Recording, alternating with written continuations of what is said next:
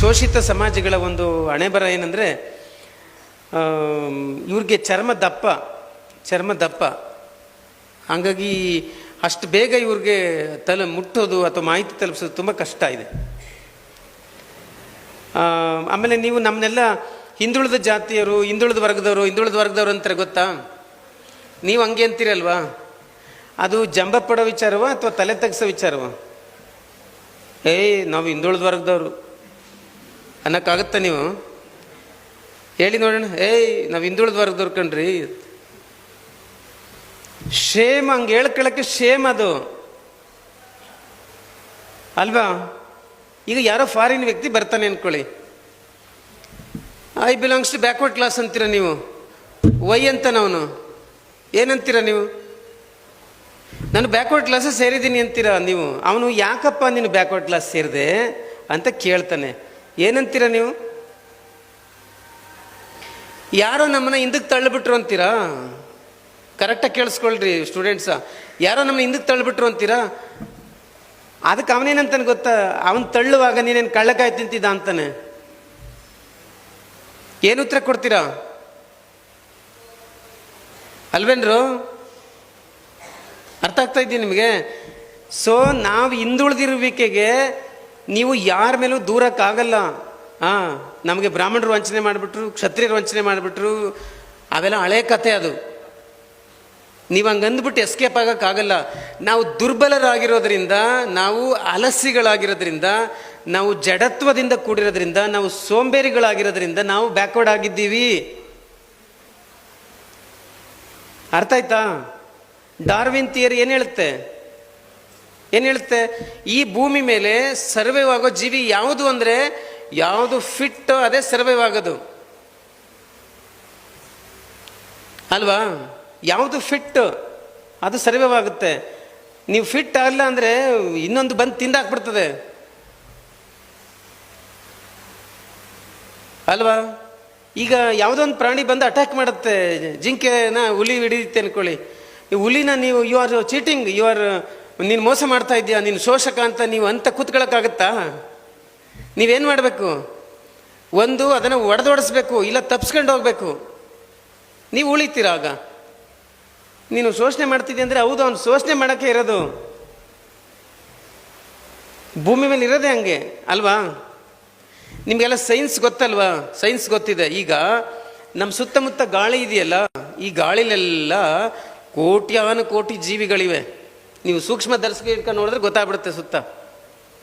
ಅವೆಲ್ಲ ನಮ್ಮ ದೇಹದ ಮೇಲೆ ಪ್ರತಿ ಕ್ಷಣ ಅಟ್ಯಾಕ್ ಮಾಡ್ತವೆ. ಅವು ಕಿವಿಲಿ ನುಗ್ತವೆ, ಕಣ್ಣಲ್ಲಿ ನುಗ್ತವೆ, ಮೂಗಲ್ಲಿ ನುಗ್ತವೆ, ಎಲ್ಲ ಕಡೆನೂ ನಿಮ್ಮ ಬಾಡಿ ಎಂಟ್ರಿ ಆಗ್ತಾನೆ ಇರ್ತವೆ. ಅವು ಗೊತ್ತಾ? ಬಾಡಿಗೆ ಎಂಟ್ರಿ ಆದಾಗ ನಮ್ಮ ದೇಹದ ಬ್ಲಡ್ಡಲ್ಲಿ ಒಂದು ರೆಸಿಸ್ಟೆನ್ಸ್ ಪವರ್ ಇದೆ, ರೋಗ ನಿರೋಧಕ ಶಕ್ತಿ ಇದೆ. ಗೊತ್ತೋ? ಅದೊಂದು ಪಡೆ, ಸೈನಿಕರ ಪಡೆ. ಅದೇನು ಮಾಡುತ್ತೆ ಗೊತ್ತಾ? ಯಾವ್ದಾರ ಜೀವಿ ಬಂದಾಗ ಅಟ್ಯಾಕ್ ಮಾಡಿ ಅಲ್ಲೇ ಕೊಂದಾಕತ್ತೆ ಅದನ್ನು. ಇದು ಪ್ರತಿ ಕ್ಷಣನೂ ನಡೀತಾ ಇದೆ, ನಿಮ್ಮ ಬಾಡಿಯಲ್ಲೇ ನಡೀತಾ ಇದೆ. ಯಾವಾಗ ನಿಮ್ಮ ದೇಹದಲ್ಲಿರೋ ರೋಗ ನಿರೋಧಕ ಶಕ್ತಿ ಅದನ್ನ ಕೊಲ್ಲಕ್ಕಾಗಲ್ಲ, ನೀವು ಹುಷಾರು ತಪ್ತೀರಾಗ ಅದು ಡಾಮಿನೆಂಟ್ ಆಗುತ್ತೆ ಹೊರಗಿಂದು ಅಲ್ವಾ? ನಾನು ಯಾಕೆ ಉದಾಹರಣೆ ಕೊಟ್ಟೆ ಅಂದರೆ, ಸೊ ಭೂಮಿ ಮೇಲೆ ಆ ಥರ ಇದೆ, ಬಲವಾದ್ದು ದುರ್ಬಲವಾದನ್ನು ತಿನ್ನುವಂಥ ಒಂದು ನಿಯಮನೇ ಇದೆ ಭೂಮಿಯಲ್ಲಿ. ಹಿಂಗಿರುವಾಗ ನಾವು ದುರ್ಬಲರು, ನಾವು ಹಿಂದುಳಿದ ಜಾತಿಗಳು, ನಾವು ದಲಿತರು ಅಂತ ಎಷ್ಟು ದಿನ ಯಾರ ಮುಂದೆ ಹೇಳ್ತೀರಾ? ನೀವು ಯಾರ ಮುಂದೆ ಹೇಳ್ತೀರಾ? ಎಷ್ಟು ದಿನ ಹೇಳ್ತೀರಾ? ಸಾಕದು, ಇನ್ಮೇಲೆ ಅದನ್ನ ಹೇಳೋ ಅವಶ್ಯಕತೆ ಇಲ್ಲ. ಹಂಗಂತ ಸುಮ್ಮನೆ ಕೂತ್ಕೊಳ್ಳೋಕ್ಕಾಗಲ್ಲ. ಈಗ ನೀವು ಅವ್ರನ್ನ ಮೀರಿಸಿ ಬೆಳಿಬೇಕು. ಈಗ ನೀವು ಅವ್ರನ್ನ ಮೀರಿಸಿ ಬೆಳಿಬೇಕು. ಸೊ ಬ್ರಾಹ್ಮಣರ ಮಕ್ಕಳು ಅವ್ರು ಡ್ಯೂಟಿ ಮಾಡ್ತಾ ಇದ್ದಾರೆ, ನೀವು ನೆಟ್ಟಗೆ ನಿಮ್ಮ ಡ್ಯೂಟಿ ಮಾಡಿ. ಮಾಡಿ ನಿಮ್ಮ ಡ್ಯೂಟಿನ ಕರೆಕ್ಟಾಗಿ. ಈಗ ಅವನು ಓದ್ತಾ ಇದ್ದಾನೆ ಅಂತ ಹೊಟ್ಟೆ ಕಿಚ್ಬಿಡಕ್ಕಾಗತ್ತಾ? ಅವರು ಜಾಸ್ತಿ ಜನ ಸುಪ್ರೀಂ ಕೋರ್ಟಲ್ಲಿದ್ದಾರೆ, ಹೈಕೋರ್ಟಲ್ಲಿ ಹೊಟ್ಟೆ ಕಿಚ್ಬಿಟ್ರೆ ನಿಮ್ಮ ಹೊಟ್ಟೆಲೇ ನಿಮ್ಮ ಹೊಟ್ಟೆನೇ ಹಾಳಾಗೋದು, ಅವ್ರಿಗೇನಾಗಲ್ಲ ಅಲ್ವಾ? ಸೊ ಅವರು ಓದ್ತಿದ್ದಾರೆ, ಸೀಟ್ ತಗೋತಾ ಇದ್ದಾರೆ. ನೀವೇನು ಮಾಡ್ಬೇಕೀಗ? ನಿಮ್ಮ ಶೇರ್ ಜಾಸ್ತಿ ತಗೊಬಂದು ನೀವು ಜಾಸ್ತಿ ಓದ್ಬೇಕೀಗ ಅಲ್ವಾ? ಅದಕ್ಕೆ ದಯವಿಟ್ಟು ನಿನ್ನ ಮೇಲೆ ನೀವು ಯಾವಾಗಲೂ ಕೂಡ ನಮ್ಮನ್ನು ಅವ್ರು ಶೋಷಣೆ ಮಾಡಿದ್ರು ಇವ್ರು ಶೋಷಣೆ ಮಾಡಿದ್ರು ಅಂತ ನೀವು ಹೇಳ್ತಾ ಇದ್ದಷ್ಟು ಐ ಆಮ್ ಸೋ ವೀಕ್, ನಾನು ವೀಕ್ ಅಂತ ಇಂಡೈರೆಕ್ಟ್ ಮೆಸೇಜ್ ಕೊಡ್ತಾ ಹೋಗ್ತೀರಾ. ನೀವು ಹಂಗೆ ಹೇಳ್ತಾ ಇದ್ದೀರಿ ಅಂದರೆ ನೀವು ಮೆಸೇಜ್ ಕೊಡ್ತಾ ಇರ್ತೀರಿ ಅಂತದ್ರ ಅರ್ಥ ನಾನು ದುರ್ಬಲ ಅವತ್ತಕ್ಕೆ ಅವನು ಶೋಷಣೆ ಮಾಡ್ದ ಅಂತ. ಅದಕ್ಕೆ ಅದನ್ನು ಸ್ಟಾಪ್ ಮಾಡಿ ನಾವು ನಮ್ಮ ಶಕ್ತಿ ಸಾಮರ್ಥ್ಯಗಳನ್ನು ದಿನೇ ಹೆಚ್ಚು ಮಾಡ್ಕೋಬೇಕು. 2 ಗಂಟೆ ಓದ್ತಾ ಇರೋರು ಇನ್ನು ಅರ್ಧ ಗಂಟೆ ಹೆಂಗೆ ಓದೋದು ಹೆಚ್ಚು ಅಂತ ಅರ್ಧ ಗಂಟೆ ಹೆಚ್ಚು ಮಾಡ್ಕೋಬೇಕು. 2.5 ಗಂಟೆ ಓದ್ತೀರಿ 3 ಗಂಟೆ ಓದೋದು ಹೆಂಗೆ ಅಂತ ಹೆಚ್ಚು ಮಾಡ್ಕೋಬೇಕು. ಆ ಥರ ಮಾಡಬೇಕು. ಮಾಡ್ತೀರಾ? ನಾನು ಎಷ್ಟೋ ಸರಿ ಹೇಳಿದ್ದೀನಿ, ಈಗಲೂ ಹೇಳ್ತೀನಿ ನಿಮ್ಗೆ. ಅದನ್ನ ನೆನೆಸ್ಕೊಂಡಾಗಲೆಲ್ಲ ನನಗೆ ಅಳನೆ ಬರುತ್ತೆ.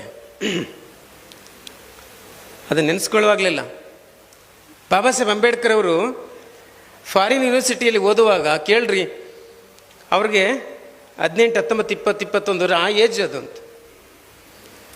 ಆ ಏಜಲ್ಲಿ ಅವರ ಸಹಪಾಠಿಗಳೆಲ್ಲ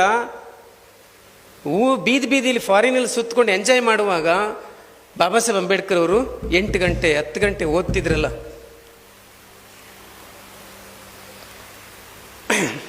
ಹೆಂಗೆ ಓದಿದ್ರು ಅವರು ಅಂತ, ಅದ್ಯಾವ ಶಕ್ತಿ ಅವ್ರನ್ನ ಓದಿಸ್ತು ಅಂತ, ಅದ್ಯಾವ ಕಿಚ್ಚು ಅವ್ರನ್ನ ಓದಿಸ್ತು. ನಿಮಗೇನು ಬಂದಿದೆ ಮೊಲ್ಲಾಗ್ರ, ನಿಮಗೇನು ರೋಗ ಬಂದಿರೋದಂತ ನಿಮ್ಗೆ ಯಾಕೆ ಕಿಚ್ಚಿಲ್ಲ?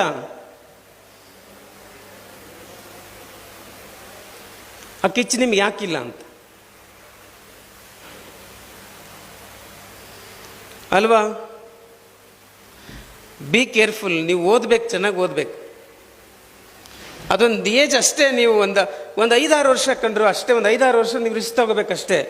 ನೀವು ಆಮೇಲೆ ಮಹಾರಾಜರ ಥರ ಇರ್ತೀರ, ಆಮೇಲೆ ರಾಣಿಯರ ಥರ ಇರ್ತೀರ. ನೀವು ಆಮೇಲೆ 5-6 ವರ್ಷ ರಿಸ್ಕ್ ತಗೋಬೇಕಷ್ಟೇ.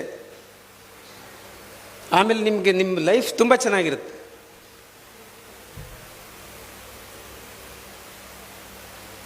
ಗೊತ್ತಾಯ್ತಾ?